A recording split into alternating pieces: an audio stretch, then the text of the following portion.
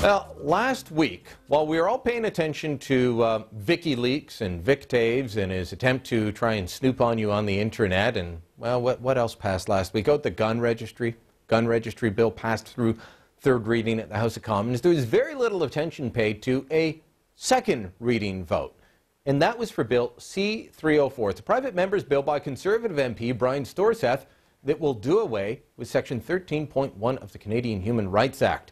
That is a part that has been clamping down on free speech for far too long, in my view.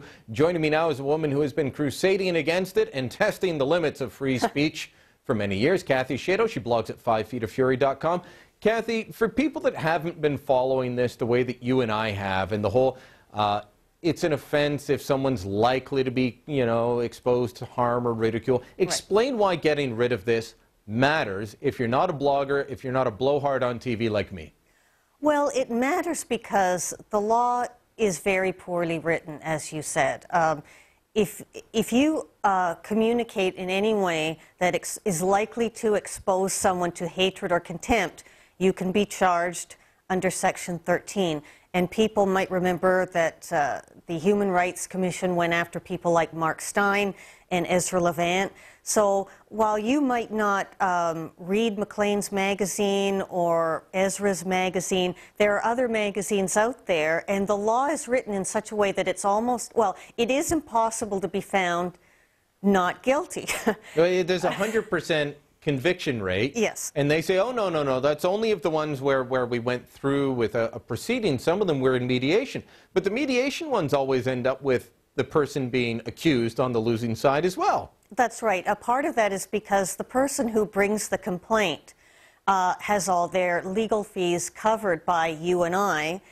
So the Muslims who went after Mark Steyn, they didn't have to pay any money for their lawyers to engage in this $1 million, basically attempt to hijack Maclean's magazine and get them to essentially forbid Mark Steyn from writing in Canada again, because that would have been the logical conclusion had he been found guilty. Now, he was found not guilty, and as he says himself, that was wrong, because the way the law is written, everyone is guilty, because it's a bit like Minority Report. Yeah, let's read quickly from the actual section so that people know. It is a discriminatory practice for a person or group of persons acting in concert to communicate or to cause to be communicated in whole or in part any matter that is likely to expose a person or persons to hatred or contempt.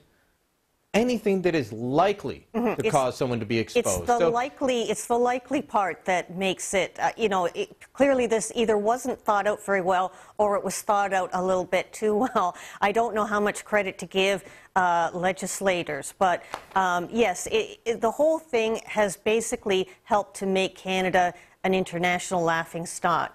Well, Erwin Kotler, speaking out against this, says that all democracies limit freedom of expression. I want to make clear here is that people say, well, the Charter grants us freedom of expression. No, it doesn't. It guarantees it.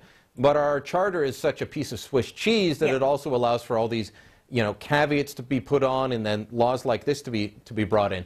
Erwin Kotler says that all great democracies limit this. But he also says the promotion of hate speech actually constitutes an assault on the bedrock principle of freedom of expression. And he says repealing Section 13 will be an assault on freedom of expression. What do you say?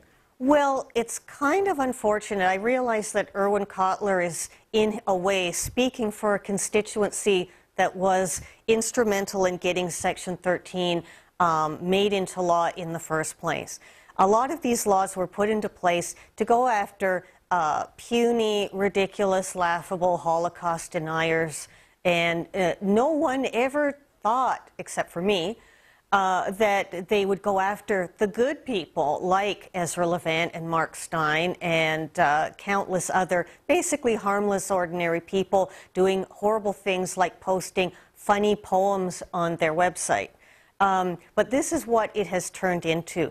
There's a mania that I think, with all due respect, is confined to a previous generation who believes that calling names leads to Hitler taking over. Germany had a similar law, and there were 400 prosecutions for hate speech before Hitler came along, and we can see that it was incredibly useful, and it prevented him from becoming the leader of Germany. Oh wait, that's not what happened. No, not what happened at all. No. And I'm sure we'll get a complaint for that, bringing up Hitler. that inconvenient fact. That's right. To reference an earlier part of the show. That's right. Kathy Shaidle, thanks so much. You can check out Kathy's writings, 5feetoffury.com. And Thanks. trust me, she will push the envelope over there.